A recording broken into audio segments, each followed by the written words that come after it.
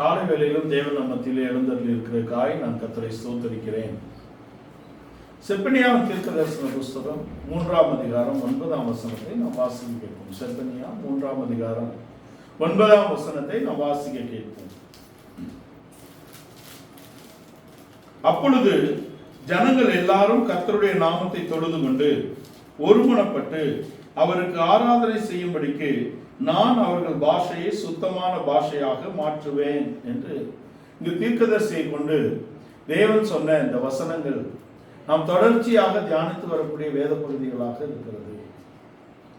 அங்கே பேதுரு அப்போஸ்தலன் எழும்பி அங்கே 120 பேரின் மேல் பரிசுத்த ஆவியானவர் பொழிந்துள்ள நாளிலே அவர் பேசின அந்த வசனங்களையும் இந்த செப்பனியாவின் தீர்க்க தரிசன புஸ்தகத்திலே சொல்லப்பட்ட இந்த வசனத்தையும் நாம் தொடர்ச்சியாக கோர்வையாக நாம் தியானித்துக் கொண்டு வருகிறோம்.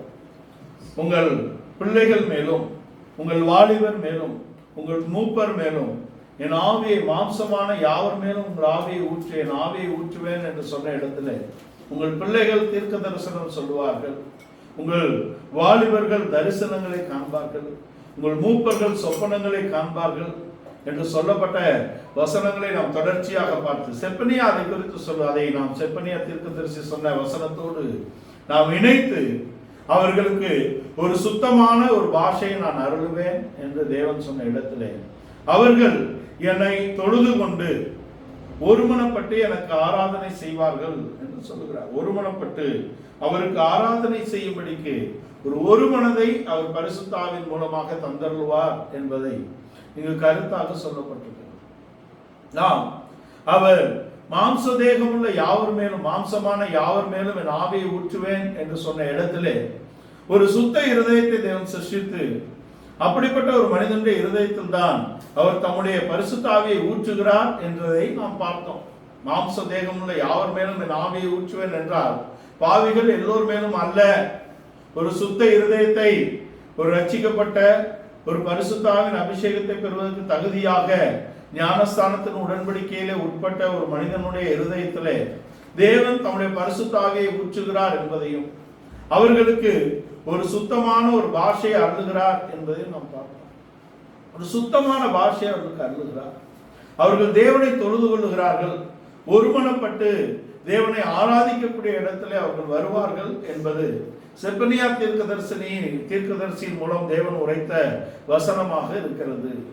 இந்த திருவசனத்திலே ஒருமனப்பட்டு தேவனை ஆராதிக்கிறார்கள் என்றும் அவர்கள் தேவனை தொழுது கொள்ளுகிறார்கள் என்றும் அவர்களுக்கு ஒரு சுத்தமான பாஷையை அதற்காக தேவன் தருகிறார் என்பதுமாக இருக்கிறது. ஒரு சுத்தமான பாஷையை அவர்களுக்கு கொடுக்கிறார் என்பது ஒரு சுத்த இருதயத்திலே ஒரு நிலைவரமான ஆவியை ஊற்றி ஒரு பரிசுத்தாவின் அபிஷேகத்தினாலே ஒரு சுத்தமான பாஷையை நாம் பெற்றுக்கொள்ளக்கூடிய அனுபவமாக இருக்கிறது.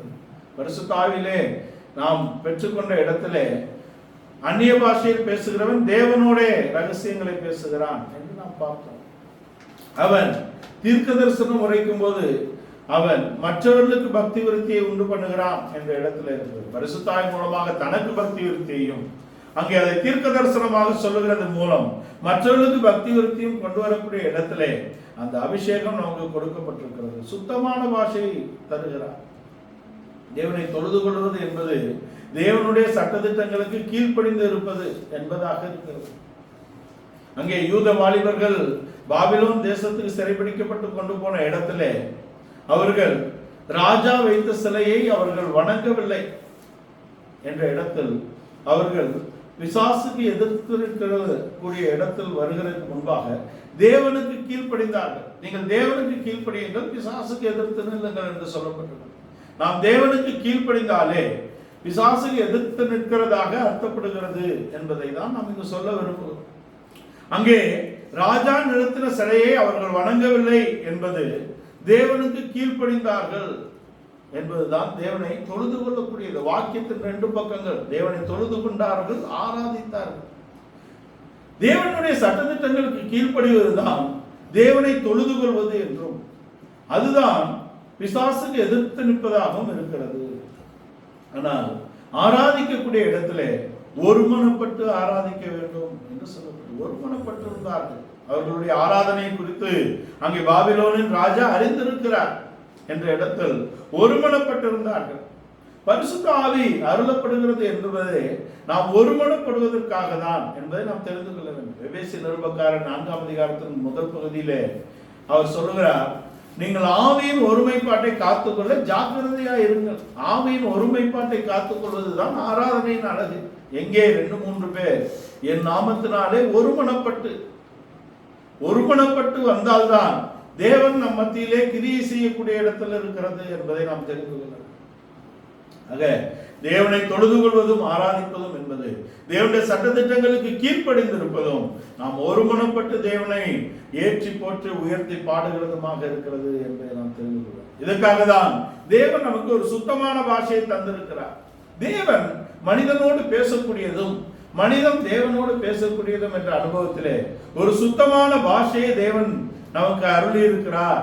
இந்த சுத்தமான பாஷையை அவர் ஏதேனிலே அருளி இருந்தார் என்றும், ஏதேனிலே அங்கே ஆதாமோடும் அங்கே மனுஷனோடும் மனுஷியோடும் அவர் இடைபெறக்கூடிய இடத்துல அது ஒரு சுத்தமான சம்பாஷணையாக இருந்தது என்பதையும், அவன் விழுந்து போன இடத்துல அவர் தேடி வந்த இடத்துல அவன் நான் நிர்வாணியாக இருக்கிறதுனாலே மறைந்து கொண்டேன் என்று சொல்லும் பொழுது தேவன் உனக்கு நிர்வாணி என்று உனக்கு சொன்னவன் யார்? ஏதேனும் அகராதியிலே நிர்வாணம் என்ற வார்த்தை இல்லை. ஒரு அசுத்தமான பாஷையை பேசக்கூடிய இடத்துல போய்விட்டான். உனக்கு சுத்தமான பாஷை அல்லவா அருளப்பட்டது, தேவனோடு அவன் சம்பாஷிக்கக்கூடியது என்பது சுத்தமான பாஷை. உனக்கு நிர்வாணி என்று உனக்கு சொன்னவன் யார் என்பதாக. இந்த நிலவரத்துக்கு ஆதாம் போகிறதுக்கான காரணம் என்ன? ஏனெனிலே தோட்டத்திலே அவனுக்கு சட்டதிட்டங்கள் கொடுக்கப்பட்டிருந்தது. 2 பேரும் அங்கே கிரியை நடப்பித்து ஒன்றாக இருக்க வேண்டும் என்ற இடத்திலே தோட்டத்தை காத்துக்கொள்ள வேண்டும். 2 பேரும் பிரிந்து போகக்கூடாது. தோட்டத்திலே சட்டதிட்டங்கள் கொடுக்கப்பட்டிருக்கிறது. ஆனால் அவன் தோட்டத்தை காக்காததினாலே தோட்டத்துக்குள்ளே சத்துரு நுழைந்து விட்டான் என்றும், அங்கே சத்துரு அவளோடு மனுஷியோடு இடைபடக்கூடிய இடத்திலே ஆதாம் விட்டுவிட்டது தான், அங்கே ஒழுங்கு முறைமைகளை அவர்கள் இழந்ததுதான் இந்த பாஷை, சுத்தமான பாஷையை அவர்கள் இழப்பதாக இருக்கிறது. நிர்வாணி என்று உனக்கு சொன்னவன் யார் என்ற இடத்துல அப்படி ஒரு பாஷை அங்கே இல்லை. ஏதேனும் அகராதியிலே நிர்வாணம் என்ற வார்த்தை இல்லை. அதற்கு மேலாக போய் அவன் தேவன் மேலும் மனுஷியின் மேலும் அவன் குற்றம் சாட்டக்கூடிய இடத்திலே அங்கே ஆதாம் அங்கு தன்னுடைய வார்த்தையில் தன்னுடைய பாஷை முழுவதும் கெட்டுப்போன இடத்திலே தான் அவர்கள் தோட்டத்தை இழக்கிறார்கள். அவன் தேவன் மேலும் அங்கே கூட தேவன் தந்த மனுஷியின் மேலும் அவன் குற்றம் சாட்டக்கூடிய இடத்துல இருக்கிறான். நான் தனிமையா இருந்திருந்தால் இது நிகழ்ந்திருக்காது, நீர் தந்த மனுஷிதான் இந்த கனியை புசிக்கும்படி எனக்கு கொடுத்தால் என்று தேவன் பேரிலும் அங்கே மற்ற மனுஷியின் பேரிலும் அவன் பழி சொல்லக்கூடியவனாக போய்விட்டான். நம்முடைய வாழ்க்கையிலே நம்முடைய பிரச்சனைகளை நம்முடைய குறைபாடுகளை நாம் கண்டு அதை தேவனிடத்தில் அறிக்கை செய்யக்கூடிய இடத்தில் இருக்க வேண்டுமே தவிர தேவன் பேரிலோ சூழ்நிலையின் பேரிலோ மனிதர்கள் பேரிலோ நாம் குற்றச்சாட்டுகளை போட்டால் நாம் தோட்டத்தை இழப்பது நிச்சயம் என்பதை நாம் தெரிந்து கொள்ள வேண்டும். தேவன் பேரிலோ மற்ற மனிதர் பேரிலோ நம்முடைய குற்றங்களை நாம் ஏற்றுக்கொள்ளாதபடிக்கு போகிறது தான் அது சுத்தம் இல்லாத பாஷையாக இருக்கிறது. சுத்தமான பாஷை என்பது தேவனிடத்தில் நம்முடைய குறைவுகளை அறிக்கையிட்டு நாம் திருந்தக்கூடிய பகுதியாக இருக்கிறது. இவன் ஆதாம் தேவன் பேரிலே குற்றச்சாட்டை வைக்கிறார், மனுஷின் பேரிலே வைக்கிறார். தான் செய்த குற்றத்தை ஏற்றுக்கொள்ளக்கூடிய தன்மை மனிதர்களுக்கு இல்லை. ஆவிக்குரியவர் என்று சொல்லக்கூடியவர்கள் தன் பிள்ளைகளை உணரக்கூடிய ஒரு இடத்திலே இருக்க வேண்டும். 19ஆம் சங்கீதத்திலே சங்கீதக்காரன் சொல்ற தன் பிள்ளைகளை உணர்கிறவன் யார்? யார் என்றால் யாரும் இல்லை என்று ஒரு கருத்து இருக்கிறது. யார் என்றால் முன்குறிக்கப்பட்டவர்கள், ஆவினாலே அபிஷேகம் பண்ணப்பட்டவர்கள் தான் தங்கள் பிள்ளைகளை உணர்ந்து திருத்திக் கொள்ளக்கூடிய இடத்திலே வருகிறார்கள் என்பதை நாம் தெரிந்து நம்முடைய வாழ்க்கையிலே மற்றவர் மேல் குற்றச்சாட்டுகளை போட்டு நாம் தப்பிவிட முடியாது. தேவன் மேல் குற்றச்சாட்டை போட்டு நாம் தப்பிவிட முடியாது. சூழ்நிலைகளை நாம குற்றம் சாட்டி நாம் தப்பிவிட முடியாது என்பது இது ஒரு அடையாளமாக இருக்கு, இது முன்னுதாரணமாக இருக்கிறது. ஆதாம் அவனுடைய பாஷை சீர்கெட்டு போய் அவன் தேவனோடு பேசக்கூடிய அந்த அனுபவங்களை அவன் இழந்து போய் தோட்டத்தை இழந்து போகிறான். ஆதாம் ஆதியாகமம் 3ஆம் அதிகாரம் 9ஆம் வசனத்திலே அந்த அவனுடைய பாஷை கெட்டது மாத்திரமல்ல, ஆதியாகமம் 4ஆம் அதிகாரத்தின் 9ஆம் வசனத்திலும் அங்கே காயினை தேவன் ஆபேல் எங்கே என்று கேட்டால் நான் அவனுக்கு காவலாளியோ என்று கேட்கக்கூடிய இடத்துல இவன் அதை காட்டிலும் மோசமாக போய்விட்டான். சகோதரன் எங்கே? உன் சகோதரன் அங்கே ஆபேலுடைய ரத்தம் சுத்தமான பாஷை தேவனிடத்தில் பேசக்கூடிய இடத்துல இருக்கிறது. உண்மையான நிலவரத்தை தேவனிடத்தில் அறிக்கையிடக்கூடிய இடத்துல இருக்கிறது. ஆனால் நீயோ அவைகளை மறைத்தாய் என்ற இடத்தில் தான் காயின் முழுவதுமாக அங்கிருந்து விரட்டப்படக்கூடிய இடத்துல இருக்கிறார். நம்முடைய வாழ்க்கையிலே நம்முடைய பிரச்சனைகளை நாம் ஆராய்ந்து தேவனிடத்தில் அறிக்கை செய்து தேவனோடு நாம் சுத்தமான பாஷையை பேசக்கூடிய இடத்திலே நாம் வர வேண்டும் என்பதுதான் இந்த வருடத்திலே நமக்கு கொடுக்கப்பட்ட வாக்குத்தத்தத்தின் அடையாளமாக இருக்கிறது. அதுதான் அனுபவம். கடந்த வருடத்தில் நாம் தொடர்ச்சியாக அபிஷேகத்தை குறித்து பேசிக்கொண்டு வந்தோம். ஆபிரகாம், ஈசாக்கு, யாக்கோபு என்ற இடத்துல அதுக்கு பின்பாக யாக்கோபின் அபிஷேகத்தை தன்னுடையதாக ஏற்றுக்கொண்டு அதை கேட்டு வாங்கி கொண்ட தாவீதுடைய வாழ்க்கையை கடந்த வருடத்திலே நாம் தியானித்து அப்படிப்பட்ட ஒரு அபிஷேகத்தை நாம் பெறும்படியாக ஒரு சுத்த இருதயத்தை தேவன் நமக்கு சிருஷ்டித்து தர வேண்டும். ஒரு நிலவரமான ஆவியை நமக்கு சிருஷ்டித்து தர வேண்டும். ஒரு சுத்தமான பாஷையை தேவன் நமக்கு தருகிறார். அவரை தொழுது கொள்ளக்கூடிய இடத்திலும் நாம் ஒருமனப்பட்டு அவரை ஆராதிக்கக்கூடிய இடத்திலும் வர வேண்டும் என்பதாக பேதுரு அப்போஸ்தலனுடைய வாழ்க்கையிலே நீர் உன்னதமான தேவனுடைய குமாரன் என்று அறிக்கை பண்ணவர் அதுக்கு பின்பாக இயேசு கிறிஸ்துவை அவர் மறுதலிக்கவும் சபிக்கவும் தொடங்கினார் என்ற இடத்திலே ஏன் போக வேண்டும் என்றால் பரிசுத்தாவின் அபிஷேகத்தை அவர்கள் பெறவில்லை. உன்னதமான தேவனுடைய குமாரன் என்ற அறிக்கை செய்யக்கூடிய நாம் ஏன் அவரை சபிக்கவும் அவரை மறுதலிக்கவும் சபிக்கவும் நாம் தொடங்க வேண்டும் என்பது பரிசுத்தாவின் அபிஷேகத்தை பெறவில்லை. பேதுரு அப்போஸ்தலன் அங்கு பரிசுத்தாவின் அபிஷேகத்தை பெறாத காரணத்தினால்தான் அவரை சபிக்கவும் சத்தியம் பண்ணவும் அங்கு தொடங்குகிறார். ஆனால் அதே பேதுரு அப்போஸ்தலன் பரிசுத்தாவின் அபிஷேகத்தை பெற்ற இடத்தில் தான் இங்கே அப்போஸ்தலர் நடவடிக்கைகள் 2ஆம் அதிகாரத்தின் 17-18 வசனங்களிலே இந்த வார்த்தையை அவர் சொல்லக்கூடியதாக இருக்கிறது. யோவேல் தீர்க்கதரிசியின் மூலமாக சொன்ன வார்த்தைகளை மேற்கோளிட்டு அவர் காண்பிக்கிறார். அவர்கள் எல்லோரும் மது அருந்தி இருக்கிறார்கள், மயக்கத்திலே இருக்கிறார்கள் என்று 15 நாடுகளில் இருந்து வந்த யூதர்கள் நினைக்கும் பொழுது, ஐயா காலையிலேயே இப்படி எப்படி இருக்க முடியும்? இது யோவேல் தீர்க்கதரிசியின் மூலமாக சொல்லப்பட்ட தீர்க்க தரிசனத்தின் நிறைவேறுதலாக இருக்கிறது என்பதை தைரியமாக பேசவும், நீங்கள் கொண்ட இயேசுவை தேவனும் கர்த்தரும் ஆக்கினார் என்று இயேசுவை குறித்து தைரியமாக பகிரங்கமாக எருசலேமிலே எழும்பி நின்று சாட்சி சொல்லவும் கூடிய தைரியத்தை பெற்றுக்கொள்வதற்கு பரிசுத்தாவின் அபிஷேகம் அவருக்கு இன்றியமையாததாக இருந்தது. பரிசுத்தாவி இல்லாத காலத்தில் தான் அவர் மறுதலிக்கவும் சத்தியம் பண்ணவும் அங்கே தொடங்கினார் என்பதை பரிசுத்தாவின் அபிஷேகத்தை பெற்றுக்கொண்டுதான் நம்முடைய பாஷை ஒரு தேவனோடு இடைப்படக்கூடிய இடத்துல ஒரு சுத்தமான பாஷையை அவர் தருகிறார். இதற்கு நம்முடைய வாழ்க்கையிலே நாம் ஒரு சுத்தமான இருதயத்தை பெற்றுக்கொள்ள வேண்டும். ஒரு நிலைவரமான பரிசுத்தாவின் அபிஷேகத்தை பெற்றுக்கொள்ள வேண்டும். தேவன் இருதயத்தை பார்த்துதான் நம்மை அபிஷேகிக்கக்கூடிய இடத்துல இருக்கிறார் என்பதனாலே நாம் ஒரு சுத்த இருதயத்தை பெற்றுக்கொள்ளக்கூடிய இடத்துல நாம் இருக்க வேண்டும் என்பதாக ஆபிரகாமுடைய வாழ்க்கையிலே அங்கே ஆபிரகாமுடைய வாழ்க்கையில்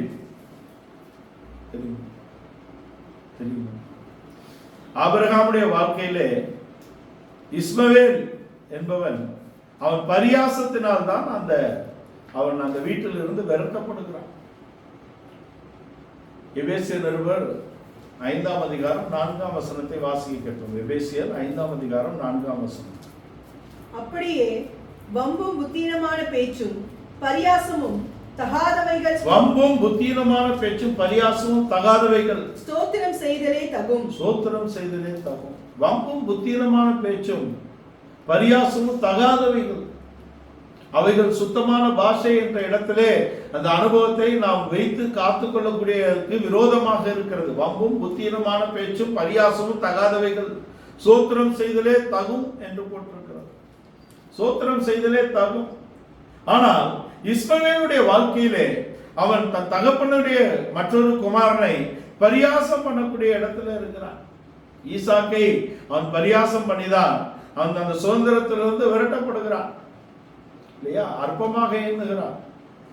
அங்கே சாராளுடைய அடிமை பெண்ணாகிய ஆகார் எப்படி சாராளை அற்பமாக எண்ணினாலோ அதை போலவே அவருடைய குமாரனும் இங்கே ஈசாக்கை அற்பமாக எண்ணக்கூடிய இடத்திலே அவன் கிழவனுக்கு பிறந்தவன் என்று பரியாசம் பண்ணக்கூடிய இடத்துல இருக்கிறான். இவன் மாத்திரம் ஆபிரகாம் வாலிபத்திலே 30 வயதில் பெற்றெடுத்த குமாரனா இல்லையே. இவனு 86 வயசுல தான் பெற்றெடுத்திருக்கிறார். இவங்க அப்பாவும் கிழவன் தான். ஆனால் ஈசாக்கை கிழவன் என்று ஈசாக்கை கிழவனுடைய குமாரன் என்று சொல்லக்கூடிய இடத்துல, பரியாசம் பண்ணக்கூடிய இடத்துல இவன் இருக்கிறான். தான் பரியாசம் பண்ணக்கூடிய நிலவரத்தில் தன்னுடைய வாழ்க்கையில எத்தனையோ காரியங்கள் இருக்கிறது என்பதை அறியாதவனாக அவன் மற்றவர்களை பரியாசம் பண்ணக்கூடிய இடத்துல இருக்கிறான். நம்முடைய வாழ்க்கையிலே பல குறைபாடுகள் இருக்கிறது. ஆனால் நாம் நம்முடைய குறைபாடுகளை பார்க்காதபடிக்கு மற்றவர்களுடைய குறைபாடுகளை பார்க்கக்கூடிய இடத்தில் இருந்தால் நாம் நம்முடைய சுதந்திரத்தை விட்டு நாம் விரட்டப்படுவோம். நம்முடைய சுதந்திரத்தை நாம் சுதந்திரித்துக் கொள்ள முடியாது என்பதை நாம் தெரிந்து கொள்ள வேண்டும். இஸ்மவேல் அந்த வீட்டிலேயாவது இருந்திருக்கலாமே இல்லையா? ஆபிரகாமின் வீட்டிலே நிலைத்திருந்திருக்கலாம். ஆனால் பரியாசம், அவன் தன் தகப்பனை குறித்த பரியாசம் உடையவனாக ஈசாக்கை பரியாசம் பண்ணுகிறான். அவனுக்கு இவனுக்கும் ஒரே தகப்பன் தானே, ஏன் பரியாசம் பண்ண வேண்டும்? புத்தியீனமான இந்த காரியங்கள் அவனை ஆபிரகாமின் வீட்டிலே நிலை பெறாதபடிக்கு அவனை விரட்டக்கூடிய இடத்திலே இருக்கிறது என்று இந்த பரியாசம் என்ற இடத்திலே அந்த 5ஆம் அதிகாரத்தில் 4ஆம் வசனத்திலே இதை சொல்லி 5ஆம் வசனத்திலே இவர்கள் எல்லாம் சுதந்திரத்தை சுதந்திரிக்க மாட்டார்கள் என்று ஒரு பட்டியல் போடப்பட்டிருக்கிறது.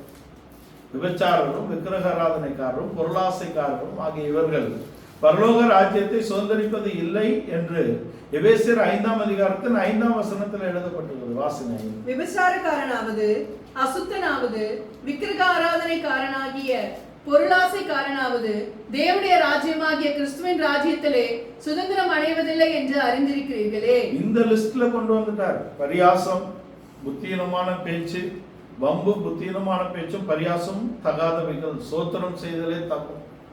அதுக்கு பின்பாக விபச்சாரக்காரர், அசுத்தர், விக்கிரக ஆராதனைக்காரர், பொருளாசைக்காரராகிய இவர்கள் தேவனுடைய ராஜ்யமாக பரலோக ராஜ்யத்தை பிரவேசிப்பதில்லை. பொருளாசைக்கு பின்ன போயிடுறாங்களே. பொருளாசை ஆகிய விக்கிரக ஆராதனை கலட்டின நாம் தான் பூட்டிக் கொள்ளுகிறோம். ஏன் கலட்டணும், ஏன் பூட்டணும்ன்றது அர்த்தமே தெரியாது. நீ ஏன் கலட்ட வேண்டும், நீ ஏன் பூட்ட வேண்டும் இல்லையா?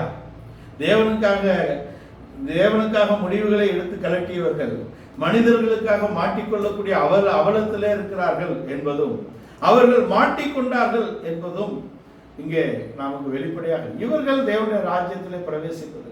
தேவனை நோக்கி தீர்மானம் பண்ணின நீ மனிதனுக்காக நீ மாற்றிக்கொள்ளலாமா? அப்ப தேவன் முக்கியமா, மனிதன் முக்கியமா? நம்முடைய வாழ்க்கையில நாம் தேவனை குறித்து நாம் வைராக்கியம் உள்ளவர்களாக இருக்க வேண்டும் என்பதுதான் சரி. தேவனை குறித்த வைராக்கியம் தான் நம்மை அவருடைய ராஜ்யத்துக்கு கொண்டு போகக்கூடியதாக இருக்கிறது. அன்பு, வைராக்கியம் இவைகள் எல்லாம். அன்பு இருந்தால் விசுவாசம் இருக்கும், அன்பு இருந்தால் நம்பிக்கை இருக்கும், அன்பு இருந்தால் பரிசுத்தத்தை காத்துக் கொள்ளலாம் என்ற இடத்தில் தான் தேவன் நம்முடைய ரத்தத்தினாலே நம்மை நீதிமான்களாக்கி இருக்கிறார், நம்மை பரிசுத்தவான்களாக்கி இருக்கிறார்.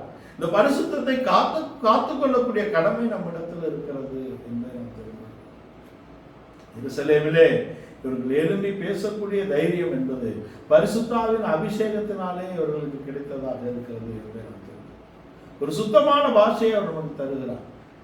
அவரை தொழுது கொள்ளக்கூடிய, ஒருமனப்பட்டு ஆராதிக்கக்கூடிய இடத்திலே தேவன் நம்மை கொண்டு வந்திருக்கிறார் என்பதை நாம் மனதில் கொண்டவர்களாக வாழ்கிறோம். இதை இழந்தவர்களுடைய பட்டியலை நாம் பார்த்தோம். ஏதேன் தோட்டத்தை ஏன் இழக்க வேண்டும்? அவருடைய சட்டத்திட்ட ஒழுங்குகளிலே நிலை நிற்க முடியவில்லை, தோட்டத்தை இழந்து போனார்கள். காயினுடைய வாழ்க்கையிலே தன்னுடைய குறைபாடு தேவனிடத்தில் ஏற்றுக்கொள்ளாதபடிக்கு அவன் பொய் என்ற இடத்திலே போய் அதை மறைத்து சுத்தமல்லாத பாஷையை பேசி அவன் முழுவதுமாக தேவனுடைய பார்வையிலிருந்து அவன் துரத்தி விடப்பட்டான். பேதுரு அப்போஸ்தலனும் கூட தேவனுடைய குமாரன் என்று சொன்ன இடத்திலே நாம் ஏன் சபிக்கவும் சத்தியம் பண்ணவும் போக வேண்டும் என்றால் பரிசுத்தாவின் அபிஷேகம் அந்த நாட்களிலே அவனுக்கு இல்லை. அதுதான் குறைபாடு. நமக்கு கொடுக்கப்பட்ட பரிசுத்த ஆவியின் அபிஷேகத்தை நாம் அனல் மூட்டி எழுப்பி ஆவியிலே அனலுள்ளாயிருங்கள், கிறிஸ்து இயேசுவுக்கு ஊழியம் செய்யுங்கள் என்று சொல்லப்பட்டது. ஆவியிலே அனல் மூட்டி எழுப்பி நாம் இந்த அபிஷேகத்தை, இந்த அனுபவத்தை நாம் காத்துக் கொள்ளக்கூடிய இடத்திலே நாம் இருக்க வேண்டும். அதுதான் முக்கியம். தேவனோடு நாம் உறவாடக்கூடிய இடத்திலே நமக்கு ஒரு சுத்தமான பாஷை கொடுக்கப்பட்டிருக்கிறது. அந்நிய பாஷை பேசுகிறவன் தேவனோடு ரகசியங்களை பேசுகிறான் என்று சொல்லப்படும். இந்த சுத்தமான பாஷையை தேவன் நமக்கு தந்திருக்கிறார். ஒரு நிலைவரமான ஆவியை நாம் பெற்றிருக்கிறோம். அதுக்கு ஒரு சுத்த இருதயம் நமக்குள்ளே சிருஷ்டிக்கப்பட்டிருக்க வேண்டும். இந்த அனுபவத்தை நாம் அடைந்து கொண்டுதான், காத்து கொண்டுதான் தேவனுடைய ராஜ்யத்துக்குள் பிரவேசிக்க முடியும். அதுக்கு விரோதமாக போகக்கூடிய காரியங்களை அந்த 5ஆம் வசனத்தில் எழுதி, அவர்கள் தேவனுடைய ராஜ்யத்துக்குள் பிரவேசிப்பதில்லை. பொருளாசைக்காரர், விக்கிரகாராதனைக்காரர், அங்கே அசுத்த விசாரக்காரர் ஆகிய இவர்கள் தேவனுடைய ராஜ்யத்தில் பிரவேசிப்பது இல்லை என்று சொல்லுவார். பரிசுத்தத்தை காத்துக்கொள்வோம். நான் பரிசுத்தராய் இருக்கிறது போல நீங்களும் பரிசுத்தராய் இருங்கள் என்று தேவன் நமக்கு ஒரு வாக்கு பண்ணுங்க. நான் பரிசுத்தராய் இருக்கிறது போல நீங்கள் பரிசுத்தராய் இருங்கள். பரிசுத்தம் இல்லாமல் தேவனை ஒருவனும் தரிசிக்க முடியாது என்ற இடத்திலே நமக்கு வாக்கு தரும். ஒரு பரிசுத்தாவின் அபிஷேகத்தை பெற்றுக்கொண்டவர்கள் தான் அந்த பரிசுத்தம் உள்ள ஒரு அனுபவத்தை பெற்றுக்கொள்வது மாத்திரமல்ல, அந்த சுத்தமான பாஷையை பேசி தேவனோடே நாம் நிலைத்திருக்கக்கூடிய ஒரு அனுபவத்துக்குள் நாம் வருகிறோம் என்று ஆபிரகாமுடைய வாழ்க்கையிலே ஈசாக்கு அங்கே எல்லாவற்றையும் சுதந்திரித்துக் கொள்வதற்கு காரணம் என்ன? மற்றவர்கள் அந்த அனுபவத்துக்குள்ளே வர முடியவில்லை. அதான் விஷயம்.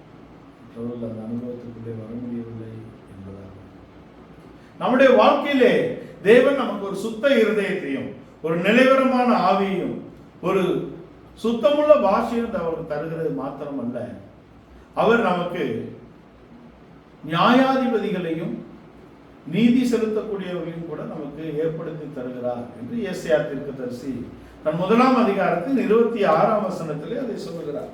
ஏசாயா தீர்க்கதரிசன புஸ்தகம் 1ஆம் அதிகாரத்தின் 26ஆம் வசனத்தை நான் உங்களுக்காக வாசிக்கிறேன். உன் நியாயாதிபதிகளை முன்னிருந்தது போலவும் உன் ஆலோசனைக்காரரை ஆதியில் இருந்தது போலவும் திரும்ப கட்டளையிடுவேன். பின்பு நீ நீதிபுரம் என்றும் சத்திய நகரம் என்றும் பெயர் பெறுவாய் என்று கொண்டு வருகிறார். நம்முடைய ஆலோசனைக்காரர்கள் யார்? அப்போஸ்தலர்களை நமக்கு ஆலோசனைக்காக வைத்திருக்கிறார். நமக்கு நீதி செலுத்தக்கூடிய, நீதியை நமக்கு போதித்து நீதியிலே நம்மை நடத்தக்கூடிய பரிசுத்த ஆவியானவர் நமக்கு சபையிலே இருக்கிறார். மற்றவர்களை பற்றி குற்றம் சாட்டக்கூடிய ஒரு அனுபவம் நமக்கு இல்லாதபடிக்கு நம்முடைய குறைவுகளை நாம் கண்டறியத்தக்கவர்களாக, நம்முடைய குறைபாடுகளை நாம் தேவனிடத்தில் கொண்டு போய் அறிக்கையிட்டு நம்மை சரி செய்து கொள்ளக்கூடிய இடத்திலே, நம்மை நாம் நிதானித்து அறிந்து நம்மை சரி செய்து கொள்ளக்கூடிய இடத்திலே தேவன் நமக்கு ஆலோசனைக்காரரையும் நீதி செலுத்தக்கூடிய நியாயாதிபதியையும் அவர் தந்திருக்கிறார். அவர் சகல நீதியிலும் நம்மை நடத்தி, சகல நீதியையும் நமக்கு சத்தியத்தையும் நீதியும் நமக்கு போதித்து சகல நீதியிலும் நம்மை நடத்தும்படியாக பரிசுத்த ஆவியானவர் நமக்கு தந்தரப்பட்டிருக்கிறார் சபையிலே. ஆலோசனைக்காரர்கள் என்ற இடத்திலே அவர் அப்போஸ்தலர்களை, ஊழியர்களை வைத்திருக்கிறார். அதனாலே நாம் மற்றவர்களுடைய குறைபாடுகளை காண்கிறது அல்ல ஆவிக்குரிய வாழ்க்கை. நாம் நம்முடைய குறைவுகளை கண்டு நம்மை சரி செய்து கொள்வதற்கு தான் நமக்கு ஒரு பரிசுத்தாவின் அபிஷேகமும் ஒரு அப்போஸ்தல உபதேசமும் வேதமும் நமக்கு கொடுக்கப்பட்டிருக்கிறது என்பதை நாம் தெரிந்தவர்களாக நம்முடைய இருதயத்திலே நாம் ஒரு சுத்தமான இருதயத்தையும் ஒரு நிலைவரமான ஆவியையும் தேவனோடு இடைபடக்கூடிய ஒரு சுத்தமான பாஷையும் பெற்றுக்கொள்ளக்கூடிய நாம் மற்றவர்களை காணாதபடிக்கு நம்முடைய வாழ்க்கையை நாம் சரி செய்யக்கூடிய இடத்திலே நமக்கு ஆலோசனைகள் சபையிலே கொடுக்கப்படுகிறது. நம்மை சகல சத்தியத்திலும் நீதியிலும் நடத்தக்கூடிய ஒரு நியாயாதிபதி என்ற இடத்திலே நீதி செலுத்தக்கூடிய ஒரு பரிசுத்தாவி ஆனவர் சபையிலே ஆளுகை செய்கிறார். இருள் அதிகாரத்திலிருந்து நம்மை விடுதலையாக்கி அன்பின் குமாரனின் ராஜ்யத்துக்குள்ளே கொண்டு வந்திருக்கிறார். அன்பின் குமாரனின் ராஜ்யத்திலே பரிசுத்த ஆவியானவர் ஊழியர்களை கொண்டு ஆளுகை நடத்தி கொண்டிருக்கிறார். அதிலே நாம் மற்றவர்களுடைய குறைபாடுகளை கண்டு இடறி போகிறதோ, மற்றவர்களுடைய குறைபாடுகளை நாம் பேசிக்கொண்டு இருப்பதோ, அந்த அனுபவங்கள் நம்முடைய ஆராதனைக்கு ஏற்றது அல்ல. நாம் தேவனை தொழுது கொள்வதற்கு ஏற்றது அல்ல. தேவனை தொழுது கொள்வது என்பது அவருடைய சட்டத்திட்டங்களுக்கு உட்பட்டு தேவனை தொழுது கொள்வது. தேவனை ஆராதிப்பது என்பதிலே ஒரு மனம் இருக்கிறது. ஒரு மனம், ஒன்னஸ் தான் முக்கியம். நாம் தனித்தனியாக கிறிஸ்துவின் அவயவங்களாக இருக்கிறோம். தனித்தனியாக கிறிஸ்துவின் சரீரத்தின் அவயவங்களாக இருக்கிறோம். ஒருங்கே இணைந்த கிறிஸ்துவின் சரீரமாக இருக்கிறோம். நீங்களே தேவனுடைய ஆலயமாக இருக்கிறீர்கள். ஆனால் மனவாட்டி என்று வரும்போது ஒருத்தி தான். ஒருமைப்பாட்டுக்குள்ளே வந்தால்தான் மனவாட்டி என்ற இடத்துக்கு நாம் வர முடியும். எபேசியர் 4ஆம் அதிகாரத்திலே ஒருமைப்பாட்டை கொண்டு வருகிறார். ஒரே தேவன், ஒரே உபதேசம், ஒரே ஞானஸ்தானம், ஒரே கர்த்தர், ஒரே பிதா என்று ஒருமைப்பாட்டின் அடிப்படைகள் அங்கே பட்டியலிடப்பட்டிருக்கிறது. அது வாசிங்க. உங்களுக்கு உண்டான அழைப்பினாலே நீங்கள் ஒரே நம்பிக்கைக்கு அழைக்கப்பட்டது. ஒரே நம்பிக்கை, ஒரே சரீரமும், ஒரே சரீரம், ஒரே ஆவியும் உண்டு. ஒரே ஆவி, ஒரே கர்த்தரும், ஒரே கர்த்தர், ஒரே விசுவாசமும், ஒரே விசுவாசம், ஒரே ஞானஸ்தானமும், ஒரே ஞானஸ்தானம், எல்லாருக்கும் ஒரே தேவனும் பிதாவும் உண்டு. ஒரே தேவனும் பிதாவும். 7 விதமான ஒருமைப்பாட்டை சொல்லுகிறார். ஒரே சரீரம், ஒரே நம்பிக்கை, ஒரே ஆவி, ஒரே ஞானஸ்தானம், ஒரே உபதேசம், ஒரே கர்த்தர், ஒரே பிதா என்று ஒருமைப்பாட்டின் 7 பகுதிகளை கொண்டு வருகிறார். இந்த ஒருமைப்பாட்டில் இருக்கக்கூடியவர்கள் தான் மணவாட்டி என்ற இடத்துக்கு வருகிறார். அதுதான் சரி. அந்த மணவாட்டி என்ற அனுபவத்துக்கு கொண்டு வரும்படியாக தேவன் நம்மை விரும்புகிறார். அதுக்கு என்ன வேணும்? ஒருமைப்பாடு வேணும். அவர்கள் ஆவிலே ஒருமைப்பட்டு ஆராதனை செய்தார்கள். தேவனை தொழுது கொள்வது என்பது ஒரு பக்கம், தேவனை ஆராதனை செய்வது என்பது மற்றொரு பக்கமாக இருக்கிறது. தொழுது கொள்வது என்பது தேவனுடைய சட்டதிட்டங்களுக்கு கீழ்ப்பட்டு இருப்பது. அவருடைய ஒழுங்கின்படிதான் ஆராதனை தொழுகை என்பது இருக்கிறது. ஆராதனை என்பது ஒரு மனப்பாட்டுக்குள்ளே இருக்கிறது என்பதை நாம் தெரிந்து கொள்கிறோம். இந்த ஒருமனப்பாட்டை நாம் அடைவதற்கும் இந்த பரிசுத்த ஆவியின் இந்த அபிஷேகத்தின் அந்த அனுபவத்தை நாம் காத்துக் கொள்வதற்கும் தான் தேவன் நம்மை உலகத்தில் இருந்தும் மனிதர்களிலிருந்தும் வேறு பிரித்து ஒரு கூட்டத்தை தேவன் வைத்திருக்கிறார். பூமியிலிருந்தும் மனுஷர்களிலிருந்தும் வேறு பிரிக்கப்பட்ட ஒரு அனுபவத்தை நாம் அடைந்து கொள்ள வேண்டும். வேறுபாடுதான் முக்கியம். கிறிஸ்தவ அடிப்படை என்பது வேறுபாடு. வேறுபாடுதான் பரிசுத்தத்தை நாம் நிலைநிற்கும்படியாக, பரிசுத்தத்திலே நாம் நிலைத்திருக்கும்படியாக, தேவனிலே நாம் நிலைத்திருக்கும்படியாக நமக்கு ஒரு வேறுபாடு தான் முக்கியம். பூமியிலிருந்தும் மனுஷர்களிருந்தும் அவர் ஒரு கூட்டத்தை வேறு பிரித்து கொண்டு வந்திருக்கிறார். இஸ்ரவேல் என்றால், இஸ்ரவேல் அவர்கள் ஜாதிகளோட கலவாதவர்கள், யாரோடைய கலப்படம் இல்லை. அதுதான் அவர்களை குறித்து சொல்லப்பட்ட சாட்சி. என்னாகமத்திலே விளையாமை கொண்டு வந்து சபிக்கலாம் என்று வரும் பொழுது ஒரே வார்த்தை, அவர்கள் ஜாதிகளோடு கலவாதவர்கள். அதுதான் மேன்மையாக அங்கு சொல்லப்படுகிறது. தேவனுடைய ஜனம் என்றால் ஜாதிகளோடு கலவாதவர்கள் என்ற இடத்திலே ஒரு வேறுபாட்டின் ஜீவியம் இருக்கிறது. எதுக்கு வேறுபாடு? தேவனை விட நம்ம இரக்கம் உள்ளவர்களாக இருக்கக்கூடாது. நான் உன் சத்துருக்களை உன் கையிலே கொடுக்கும் போது இரக்கம் பாராட்டாமல் அழித்து விடு என்று சொல்லுகிறார். அடிக்காத கீழ்ப்படியாத இடத்தில் தான் சவுல் தன் அபிஷேகத்தையும் தன் அரியணையும் அவன் இழந்து போனான் என்பதை நாம் அறிந்திருந்தோம். கீழ்ப்படிய முடியவில்லை, அழிக்க முடியவில்லை. முதல் தரமானதையும் 2ஆம் தரமானதையும் 3ஆம் தரமானதையும் அவன் எடுத்து வைத்துக் கொள்கிறான். மற்ற உதவாதவைகளை தான் அழிக்கிறான். அங்கே சாமுவேல் வந்து கேட்கக்கூடிய விஷயம் என்ன என்றால், எப்படி இவ்வளவு கூட்டம் எப்படி சேர்த்தாய் என்பது, எப்படி இவங்க கம்யூனிகேட் பண்ணாங்க என்பதாக இருக்கிறது. நாம் தேவனோடு பேசக்கூடிய, தேவனோடு இருக்கக்கூடிய, தேவன் தந்த அபிஷேகத்தை காத்து கொள்ளக்கூடிய இடத்திலே நம்முடைய ஜீவியம் காக்க வேண்டும் என்றால் நாம் உலகத்தோடும் மனிதர்கள் இருந்தும் வேறு பிரிக்கப்பட்ட ஒரு ஜீவியம் ஜீவிக்க வேண்டும்.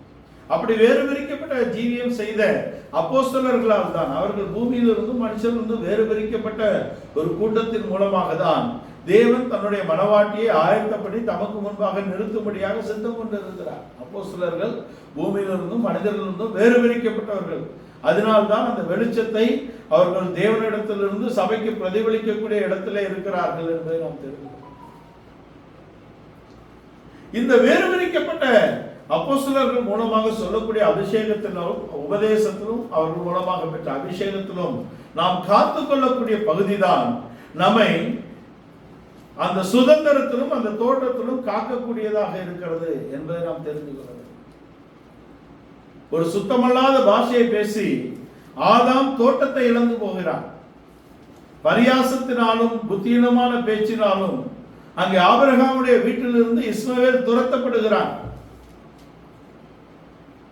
ஆனால் அப்போஸ்தலர்கள் அப்படி அல்லாதபடிக்கு பரிசுத்த ஆவியின் அபிஷேகத்தினாலே காக்கப்படுகிறார்கள். 120 பேரின் மேல் அவர்கள் எருசலேமிலே காத்திருக்கும்படியாக சட்டம் ஒழுங்கு கொடுக்கப்படுகிறது.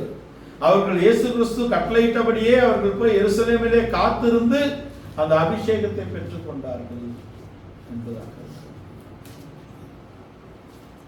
அந்த அபிஷேகத்தை காத்து கொண்டதுதான் அவர்கள் சுதந்திரத்துக்குள் பிரவேசிக்கிறதுக்கு அடையாளமாக இருக்கிறது என்று ரொம்ப புத்தீனமான பேச்சு தகாது.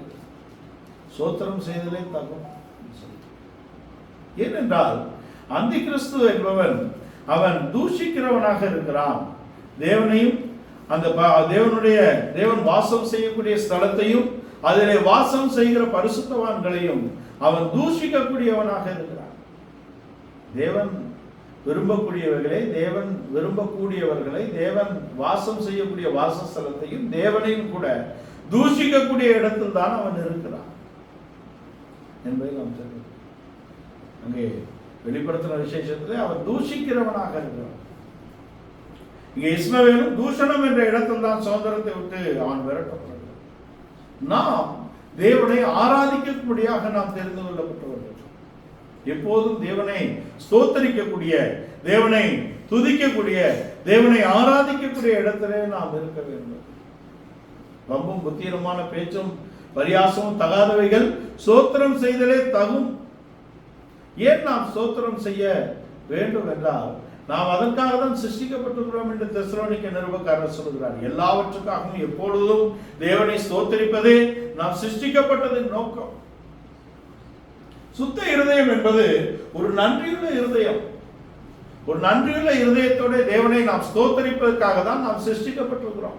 இந்த நாளை நமக்கு தந்திருக்கிறாரே, அதற்காக நாம் நன்றி செலுத்த வேண்டும். நாம் இந்த நாளை நாம் ஜீவனுள்ள ஒரு தேசத்திலே நாம் வைத்திருக்கிறாரே, அதற்காக நாம் தேவனை ஸ்தோத்தரிக்க வேண்டும்.